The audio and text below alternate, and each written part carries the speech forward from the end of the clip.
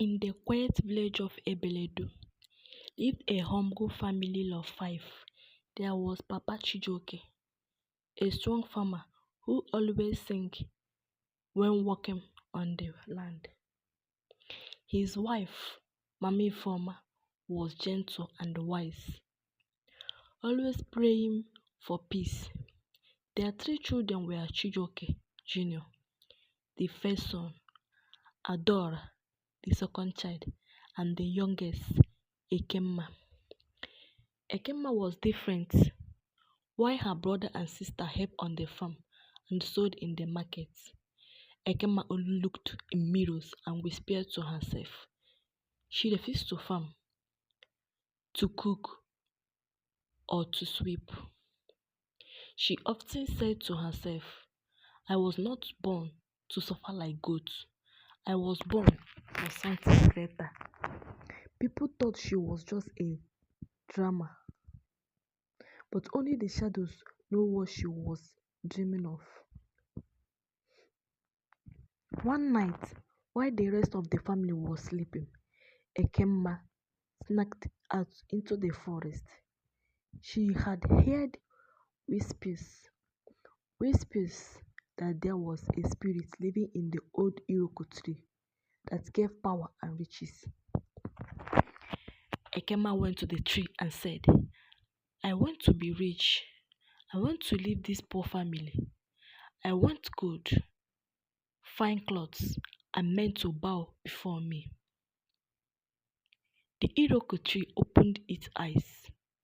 A voice came from the back, low and cold. You want wealth, you want beauty to be your weapon. Then your blood must pay the price. One by one, your family must fail. She nodded, I accept. For that moment, Ekema was no longer a child of her parents. She had become a servant of darkness. The next morning, Mami Foma made yam porridge and called her children to eat. Ekema smiled sweetly. Mama, let me serve Papa. I want to show you I'm becoming a good daughter.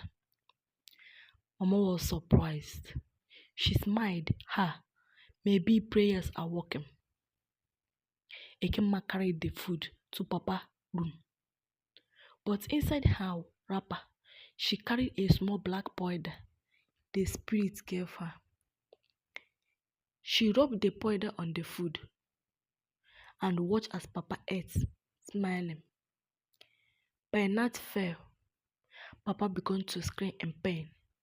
His stomach tasted like a snake. Foam came out of his mouth before the roasted crowd. Papa Chijoke was dead. Villagers cried. Mami Foma cried more, but Ekemma, she smiled when no one was watching. Weeks passed. The house was quiet. Mama stopped singing, but Ekemma had not finished. The spirit demanded three souls, not one. Now it was Adora's turn. Ekemma told her sister, let's go to the river and wash our clothes together. I miss you. Adora was touched. Maybe Ekemma is changing, she said.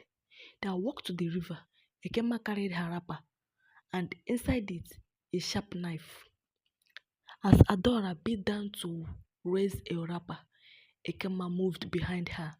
No sound, no warning, just a deep stamp to the neck. Adora gasped, tried to speak, but blood choked her voice. Her blood. Mama ran. Villagers searched, but the river swallowed the truth. Only Mama and Chijoke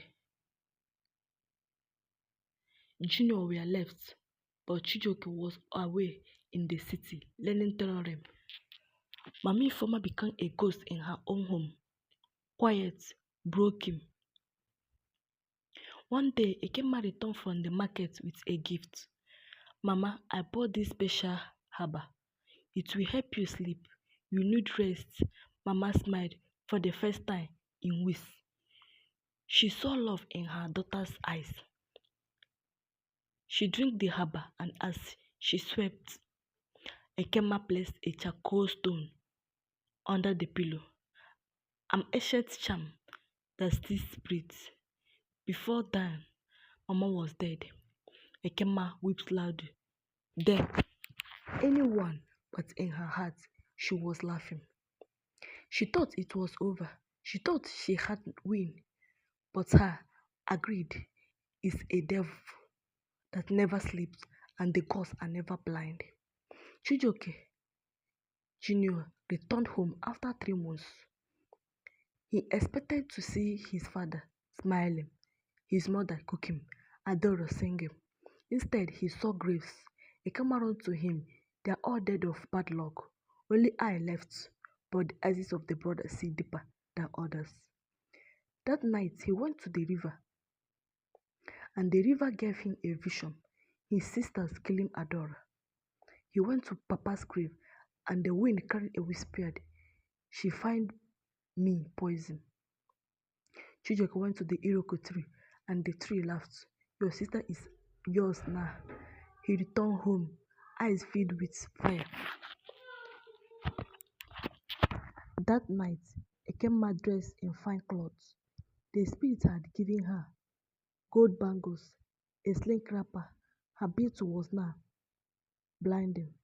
Chijioke entered the house and shut the door. "Sister," he said calmly, "tell me the truth. Did you kill them?" Ekemma laughed. "And if I did, what will you do?" "I will do what blood must do," he said. Ekemma raised her hand to curse him. But before she could speak, Chijioke threw a bag of salt at her. She screamed as her skin burned. The spirit inside her could not touch salt. Her beauty missed. Her skin turned black. Her eyes became red. "You dare fight me, little brother. I'm no longer your brother," he said. "You buried that when you killed our parents." He tied her with a rope made for other tree, which no evil spirit can break. Then he dragged her to the Iroko tree. At the tree, he shouted, "Take her, she is your servant. Leave our family alone." The tree groaned, the ground shook. A black hole opened beneath Ekemma's feet. She screamed, "Please, I was only hungry for more. I wanted to shine." But greed is a fire that burns its owner. The hole swallowed her. The Iroko tree closed, and silence returned to the village. Chijioke rebuilt the family home. He married. He told his children the story of Ekemma. He said, "A child without contentment is a river without bank. It will destroy everything in its path." To this day, if you go near the old Iroko tree in Obeledu and listen closer, you will hear a girl crying in the wind saying, "I wanted to shine, but I died in the dark." Years passed, Chijioke children grew strong and wise, but the land ground, the Iroko tree remained cursed. No crops grow near it, birds never perch on it. Even the wind avoid that path. Some say that at midnight, a woman's shadow walked near the tree, her waist in chains, her eyes dripped blood, whispered names, "Papa, Mama, Adora, forgive me." The village elders gathered one day and warned, "Let no child ever speak to the tree. Let no soul ever ask it for rich, for the blood innocent cries for its root."